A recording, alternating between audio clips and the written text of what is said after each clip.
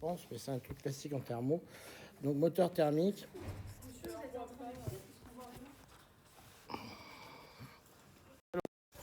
Voilà, c'est bon. Donc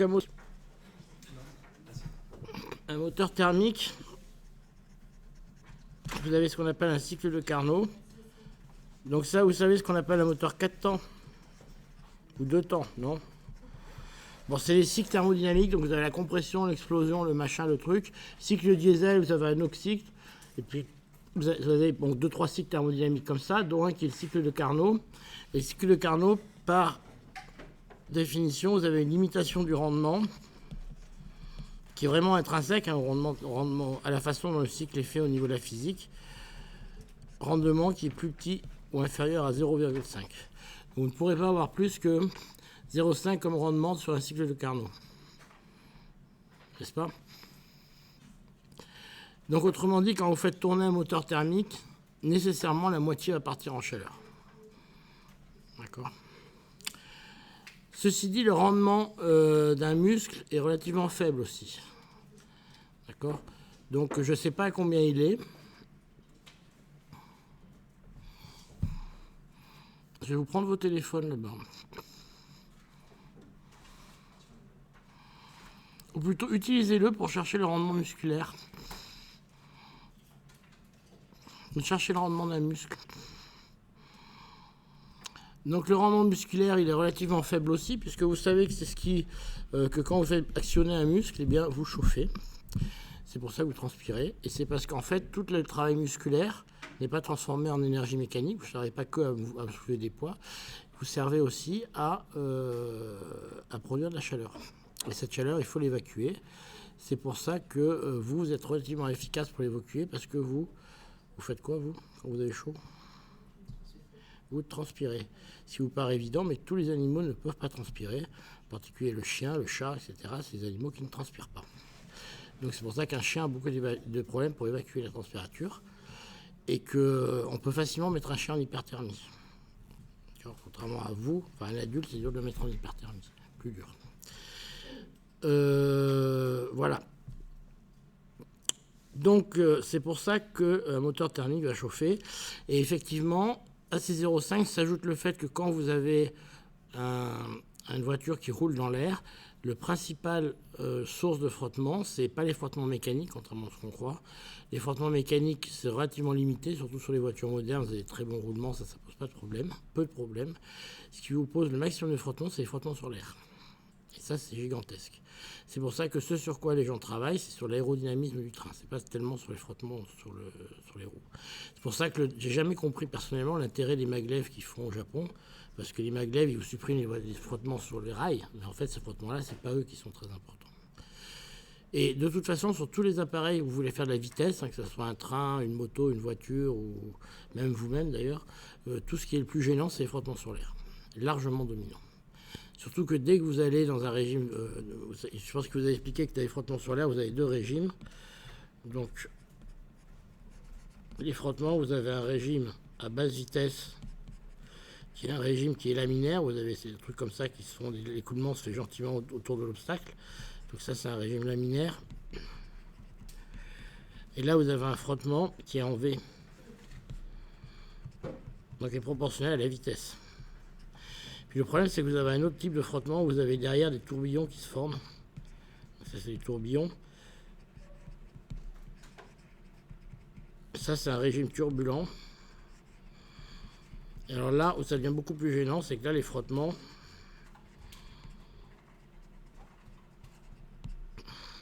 ils sont en V carré. Et là, ça va très très vite en V carré. Alors, le passage de l'un à l'autre, c'est le nombre de Reynolds, le nombre de Rayleigh et le nombre de Reynolds. Bref, donc ça, entre là, vous avez un nombre sans dimension qui vous caractérise le passage à l'autre. Alors je ne sais plus comment il s'écrit parce que ça dépend de plein de choses en fait. Mais c'est un nombre, si vous voulez, qui n'est pas gravé dans le marbre. Hein. Donc le passage de l'un à l'autre n'est pas forcément très très bien clair et très très bien compris.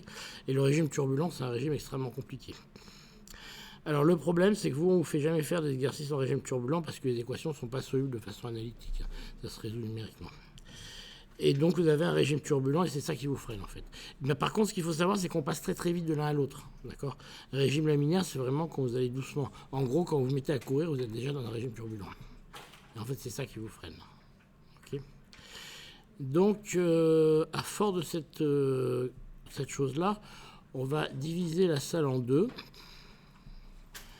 D'accord. Vous avez trouvé ma réponse là-bas ? Non ? Si, alors c'est combien ? 24. Hein ? Ah ben c'est pas mal alors. Le rendement d'un muscle, donc voilà, les informations.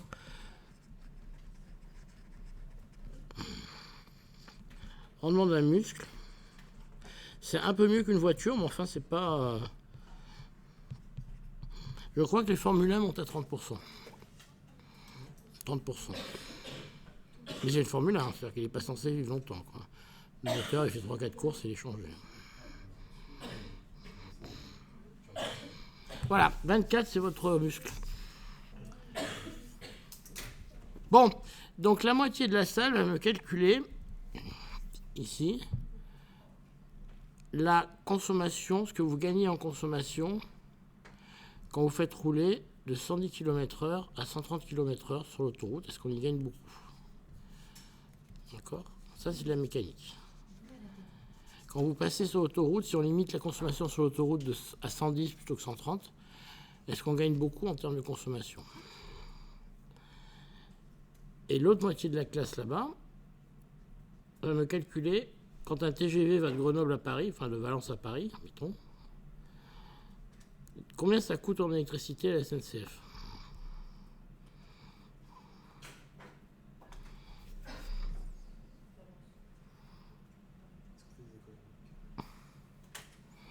Donc après, la question que je pose, vous pouvez la transformer. C'est pas forcément exactement comme ça qu'il faut y répondre.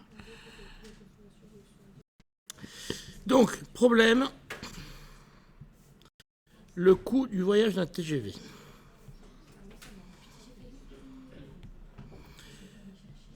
Le coût en essence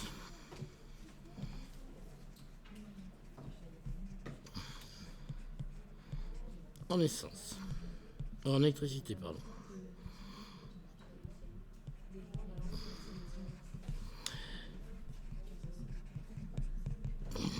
Alors, on va partir sur le fait qu'un TGV, c'est 20 MW.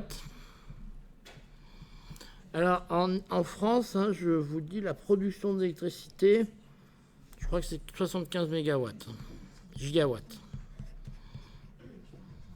Ou 90, ouais. 90 gigawatts.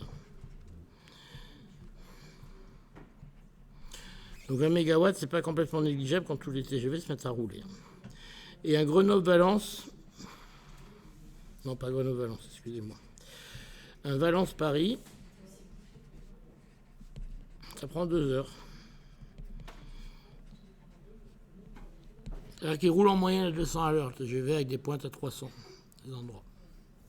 C'est pour ça que le Wi-Fi marchait pas très bien avant, quand il y avait des... avant qu'il y ait le Wi-Fi dans les rames, je ne sais pas si vous étiez servi du Wi-Fi dedans, où le téléphone ne marchait pas très bien parce qu'il allait tellement vite qu'il sautait de relais en relais. Il n'arrivait pas à se fixer sur un relais. Vous voyez ce que je veux dire ? C'est pour ça que ça coupait tout le temps le téléphone ou le Wi-Fi dedans. Voilà. Un autre truc qui était marrant sur le TGV quand ils l'ont mis au point, c'est qu'il avait un problème sur les caténaires parce qu'il rattrapait son onde, le TGV. C'est-à-dire que quand il appuyait sur le caténaire, il déclenchait une onde qui allait vers l'avant, et le train allait tellement vite qu'il rattrapait l'onde, et à un moment, le caténaire se décollait de la ligne. Et des phénomènes marrants comme ça qui n'étaient pas forcément prévus au départ. Donc 20 MW pendant 2 heures.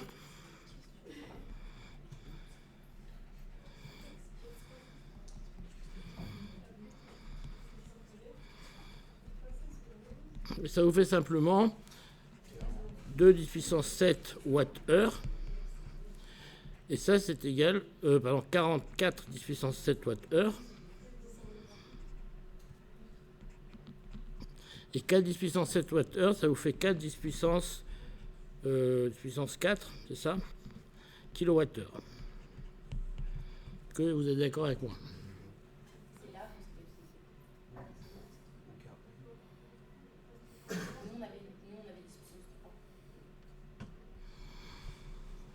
Alors, le prix EDF, prix catalogue EDF, c'est 0,17 centimes le kilowattheure,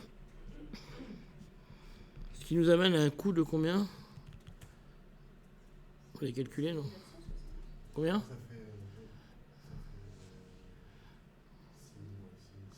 6 500 euros. Alors, ce prix, ce qui m'étonne, c'est que moi, j'avais en tête un prix à peu près 10 fois moins cher. Mais bon. Alors, ce que je voulais vous montrer, c'est que c'est un prix qui est cher. Il faut voir quand même que c'est pas si cher que ça, parce qu'un TGV double, c'est 600 personnes qui voyagent.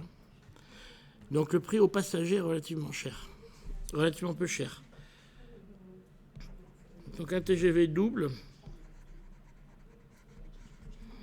c'est 600 personnes. Donc, ça veut dire 1 euro par personne.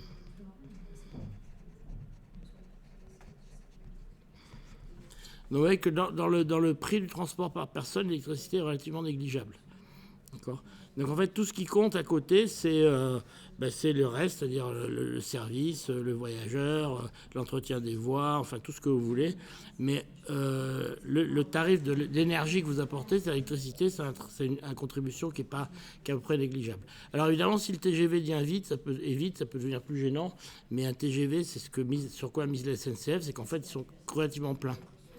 C'est pour ça qu'ils sont rentables. Par contre, dans les trains de campagne, si vous allez au fin fond de je sais pas quel patin, là, le train, s'il voyage tout le temps à moitié vide, là, par contre, il ne devient pas rentable à cause de ça. Mais un TGV qui est presque toujours plein, vous voyez que est rentable au niveau. Le coût électricité par passager est très faible. Sans compter que là, on fait des calculs avec le tarif électricité qui est le nôtre. EDF, il le paye au moins 10 fois moins cher. Vous doutez bien qu'ils ont des accords avec EDF, on ne peut pas payer l'électricité ce prix-là. Donc si vous le divisez par 10, là, ça devient complètement négligeable. D'accord. Donc leur problème, c'est pas de payer l'électricité. Voilà. Donc voilà une petite conclusion. Donc vous voyez, encore une fois, c'est intéressant de faire ce petit calcul. C'est pas le coût d'électricité par passager qui va les faire boiter.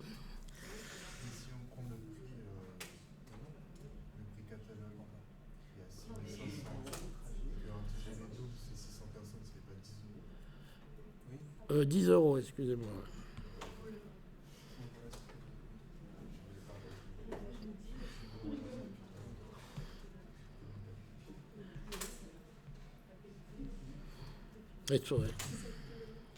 Bon, alors il y a un truc plus marrant maintenant, c'est ce qu'on avait fait. Alors le coût, peut-être pour ça qu'il flippe un peu avec l'augmentation du prix de l'électricité quand même.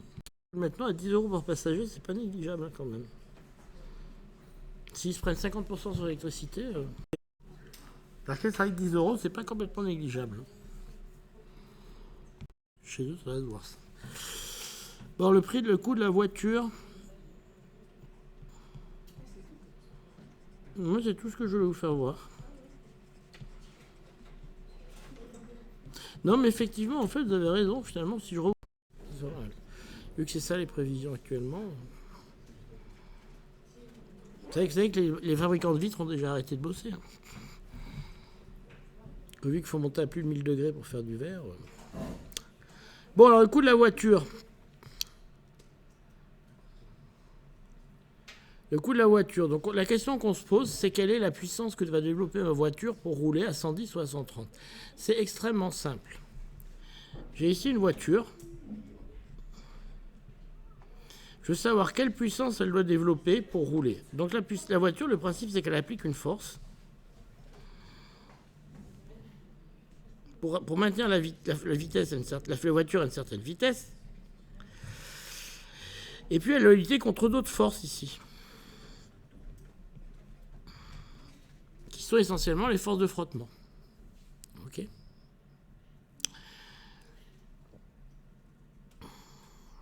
Alors, les forces de frottement,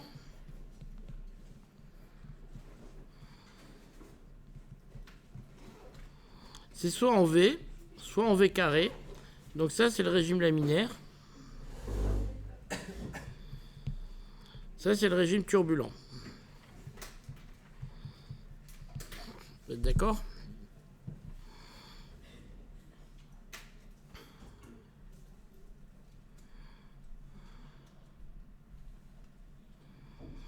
Alors, Alors, il y a une formule qui vous dit quand même que la puissance qui est développée par le moteur, c'est simplement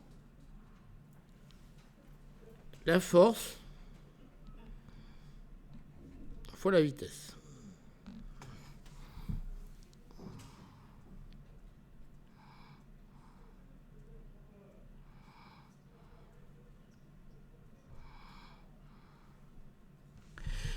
Mais ce terme-là, j'ai deux choix.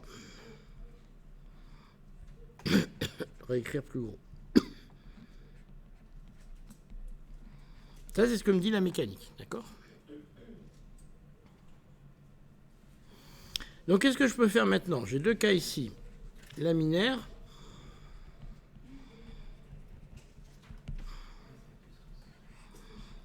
et turbulent.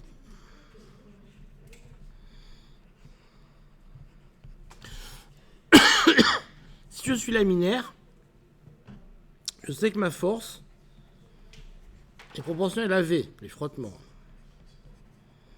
C'est ce que je viens de dire.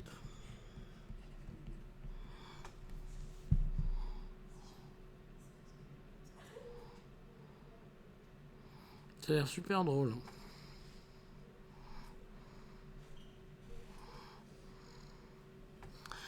Donc à ce moment-là, si la force est proportionnelle à V, vous avez une puissance qui devient proportionnelle à V fois V. Pas des petits vecteurs, si vous voulez. C'est-à-dire un truc qui est en V carré. D'accord? Si maintenant on est dans un régime turbulent, on a une force qui est proportionnelle à V carré, ce qu'on vient de voir. Et donc maintenant, on se tape une puissance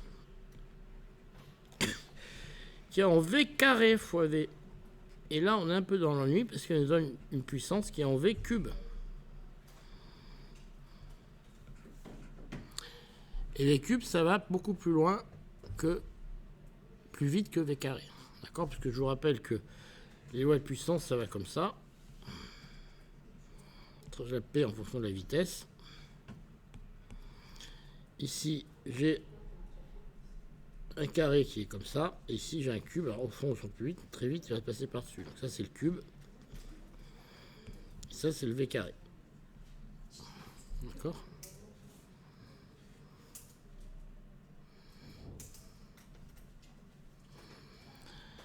Donc, autrement dit, quand je passe de 110 à 120, à 130,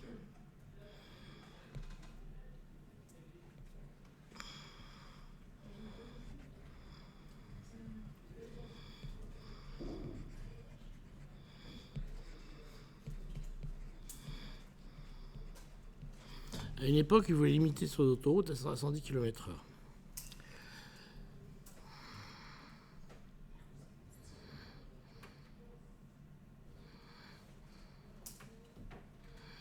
La vitesse, elle augmente d'à peu près 10%. D'accord avec moi? Par contre, la puissance, et donc la consommation, d'accord?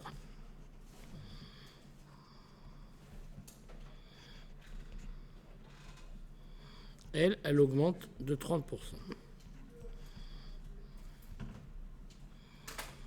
Donc c'est pour ça que si vous voulez peu consommer sur la route, il faut rouler lentement. Et si vous êtes en panne sèche ou que vous n'avez plus beaucoup d'essence, vous avez intérêt à rouler lentement si vous voulez aller le plus loin possible. Et ça va très vite, baisser de 10 à 20 km/h votre vitesse, vous réduisez 30% votre consommation. Donc c'est un phénomène qui est très très efficace.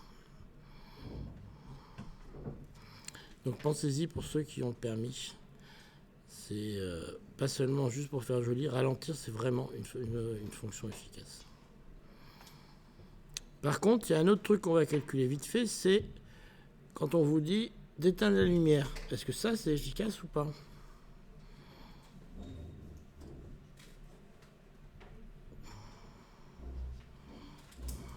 Allez, vous me calculez dans une maison, un appartement comme chez vous. Alors prenez pas forcément chez vous, mais chez vos parents, parce que si vous habitez une chambre, forcément ça peut être...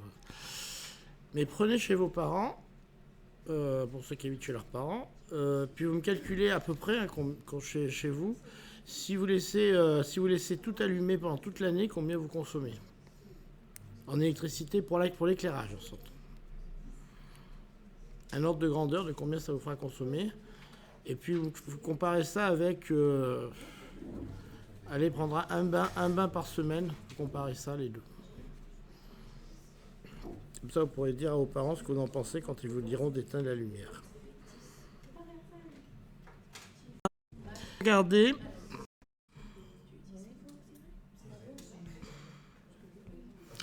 Donc 1 watt pendant 1 heure. Vous êtes d'accord que ça fait 1 watt-heure. OK. Donc 1 watt pendant toute l'année. Pendant une année. Ça vous fait 1 watt-heure fois 24 fois 365. Vous êtes d'accord? Et donc ça vous fait 24 fois 365 10-3 kWh. D'accord? Si je passe en kWh. Et ça me fait tout bêtement...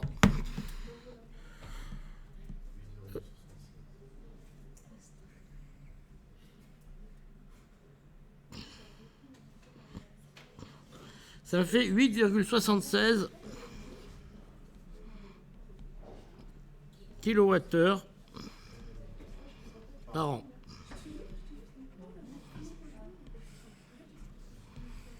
Ce qui représente... C'est pour 1 watt, là, quand même. Donc ça représente à peu près 1,5 €. OK. Effectivement, je ne sais pas pourquoi j'ai multiplié par 3600, ce genre de truc. Puis ce qui est bien caractéristique, vous voyez, c'est que quand on part dans une erreur, on passe une demi-heure à tourner au cours sans se retrouver l'erreur qu'on fait, quoi. Là, heureusement qu'on était 3, parce que sinon, là, tout seul, je pouvais passer 2 heures sans voir l'erreur. Alors maintenant, si on prend des lampes, effectivement, des lampes. Donc on prend des lampes. Allez, on va prendre 300 on va être un peu plus réaliste que ce qu'on a fait. On prend 300 lampes dans 300 boîtes d'éclairage.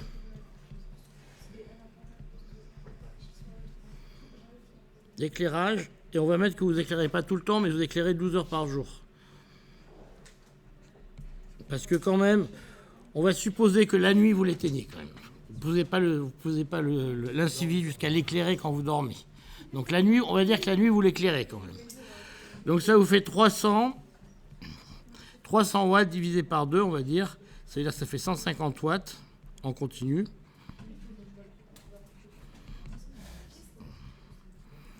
Et ça vous fait exactement 150 fois 2. Non, 150 fois 1,5, pardon.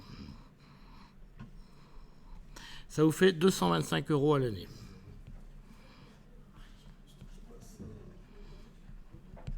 Et on est bien d'accord, c'est pour éclairer la moitié de vos éclairages. En plus, 300 €, vous éclairez bien parce que maintenant, les LED, ça consomme que dalle.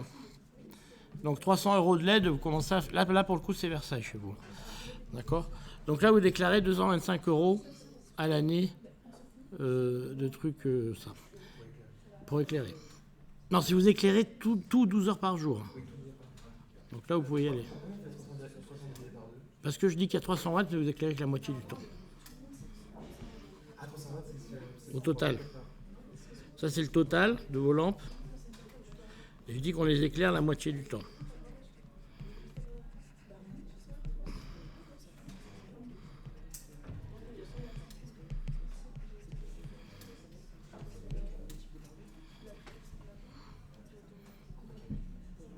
Alors maintenant, on peut regarder, on peut toujours revenir.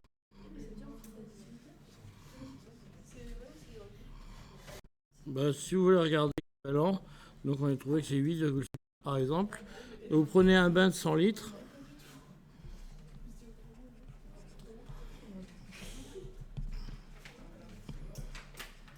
Vous l'amenez de 20 à 50 degrés.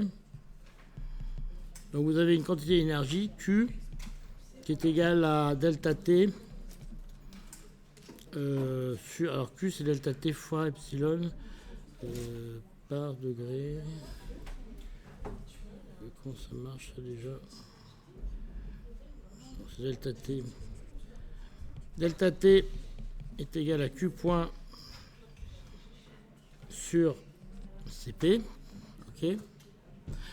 Donc vous prenez CP qui est égal à 4,18 10 puissance 3 joules par Kelvin.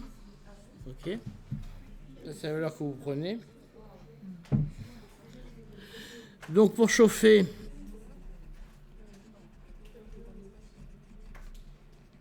100 litres de 30 degrés »,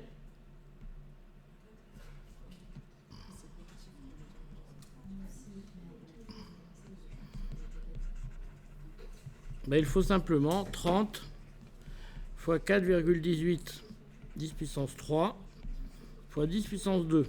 D'accord? Donc ça, c'est les degrés.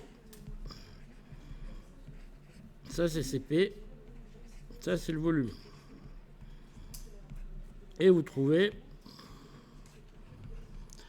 Donc, vous trouvez 3 fois 4, 12. Allez. Puis il reste ici 3, 4, 5, 6, 10 puissance 6. Vous trouvez un truc qui est l'ordre de 10 puissance 7 joules. Ok. Et on a dit que 1 kWh, c'est 3600 joules. C'est ça? C'est ça. 1 kWh, c'est combien? 1 kWh.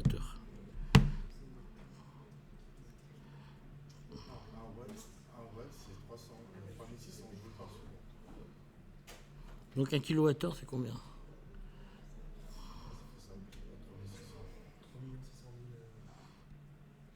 Non, 1 watt, c'est 3600 Wh. Donc 1 kWh, c'est 3600 10 puissance 3.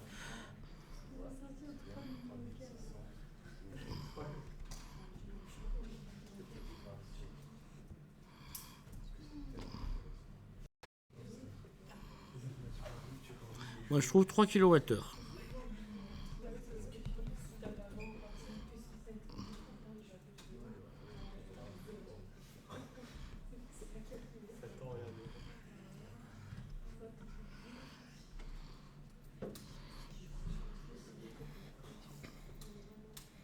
Vous trouvez la même chose que moi.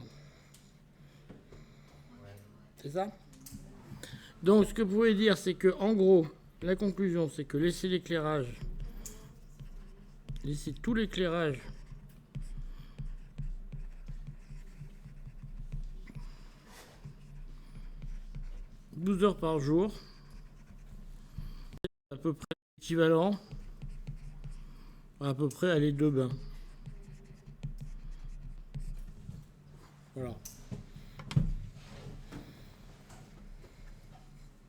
L'ordre de grandeur, c'est ça. C'est-à-dire si vous prenez 2 bains dans l'année, c'est comme si vous laissiez toutes vos lumières allumées toute l'année.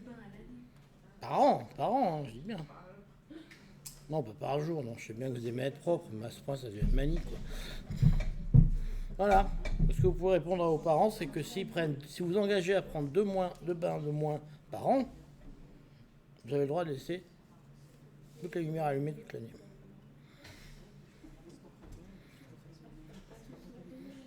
L'éclairage, c'est rien du tout. Donc vous battre sur l'éclairage, ça sert à rien. Par contre, prendre des douches au lieu de bain, ça a un effet.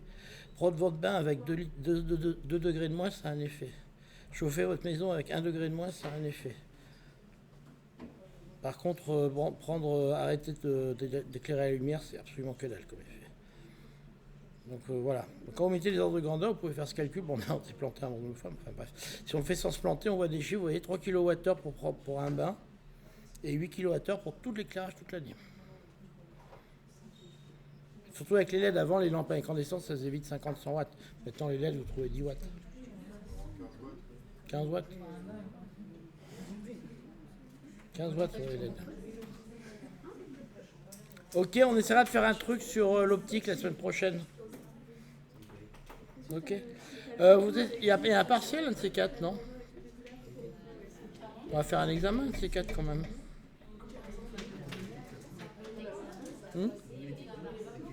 Hein? Après les vacances, ouais. Bon, faut que vous posiez des questions quand même sur ce qu'on fait, parce que ça vous paraît disparate, mais ça n'est pas tant que ça en fait. Il y a quand même une certaine logique dans la façon dont on fait les choses. Et ce genre d'approche, on l'a déjà fait plein de fois. Alors ce qui est important quand même, c'est d'essayer de se repérer quand on se plante vraiment, parce que finalement, la façon dont on a eu de se planter, elle était quand même assez formatrice, parce que l'idée c'est de regarder où c'est qu'on a fait une grosse connerie, quoi. Parce qu'on ne s'est pas planté beaucoup sur le delta T. Enfin, quand on a regardé ensemble, on devait faire autre chose, mais finalement, on a quand même regardé, c'était assez formateur de regarder où on avait pu globalement se planter. Il y a des endroits où on est sûr qu'on ne se plante pas, et clairement, là où on avait pu se planter, c'est sur le 3600 à la conversion. Mais c'était pas sur le delta T, c'était pas sur autre chose. Ok. Allez, je vous laisse filer. Et si vous avez des questions, venez. Hein.